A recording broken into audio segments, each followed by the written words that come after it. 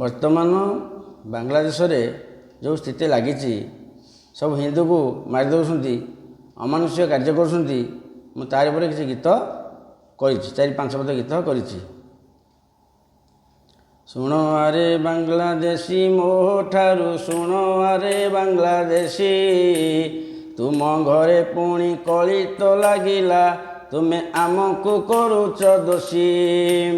ତୁମ ଆଲ୍ଲା ଯିଏ ଜଗନ୍ନାଥ ସିଏ ମୂର୍ଖମାନେ ନ ଜାଣିଲ, ଜଗନ୍ନାଥ ତୁମ ମୁହଁରେ ମୁତିଲେ ତାକୁ ତୁମେ ପୋଡ଼ିଦେଲ।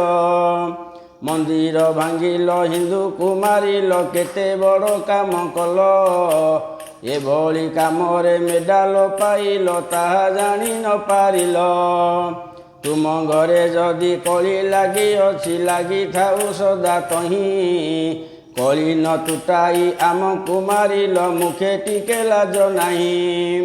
ତୁମ ମନ୍ଦିର କି ହିନ୍ଦୁ ଭାଙ୍ଗୁଛନ୍ତି, ଜାଣି ନ ପାରିଲ ଏହା। ଚାଲି ନ ଜାଣିଲ ବାଟ ଦୋଷ ବୋଲି ମିଛେ ପିଟୁଅଛ ବାହା।